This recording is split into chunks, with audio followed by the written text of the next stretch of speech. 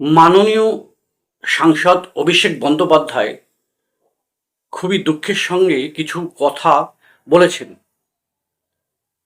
দেখুন একবার। সব তৃণমূলের বিরুদ্ধে, বিচার ব্যবস্থা তৃণমূলের বিরুদ্ধে, বিজেপি তৃণমূলের বিরুদ্ধে, কেন্দ্রীয় বাহিনী তৃণমূলের বিরুদ্ধে, ইডি তৃণমূলের বিরুদ্ধে, সংবাদ মাধ্যম তৃণমূলের বিরুদ্ধে, সিবিআই তৃণমূলের বিরুদ্ধে, ইলেকশন কমিশন তৃণমূলের বিরুদ্ধে, কিন্তু 10 কোটি বঙ্গবাসী তৃণমূলের পক্ষে। দর্শক, তাহলে 10 কোটি বঙ্গবাসী তার পক্ষে বলছে, তাহলে বিজেপি বা অন্য দল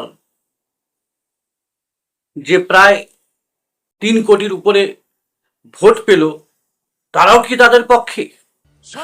আমি বুঝতে পারছি মাননীয় সাংসদের দুঃখের কথাগুলো, তার মনের মধ্যে যে দুঃখগুলো লুকিয়ে আছে সেই দুঃখগুলো আমি বুঝতে পারছি।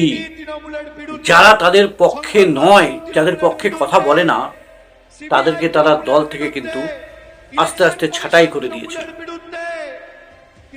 আপনাদের নিশ্চয়ই মনে আছে সোনালী গুহ, মুকুল রায়, যিনি পরে আবার নাকি তৃণমূলে এসেছিলেন, এরকম অনেক নেতারা আছেন যারা এই তৃণমূল দলটাকে একদম প্রথম থেকে করেছিলেন, যাদের হাত দিয়ে এই তৃণমূল দলটা। শেষে আমি এটাই বলবো, মাননীয় সাংসদ যে তার বিরুদ্ধে যাদের কথা বললেন, তাদেরকে আমি অনুরোধ করব, সে ইডি হোক, সিবিআই হোক, ইলেকশন কমিশন হোক, বিজেপি হোক, প্লিজ আপনারা একটু কনসিডার করুন, তার পক্ষে কিছু কথা বলুন, তার মনের ব্যথাটা একটু বুঝুন। থেমে নে এক হয়ে গেছে এই মাননীয় সাংসদ। আমি আপনাদের সবার কাছে অনুরোধ করব, প্লিজ তার এই দুঃখটা আপনারা একটু বোঝার চেষ্টা করুন।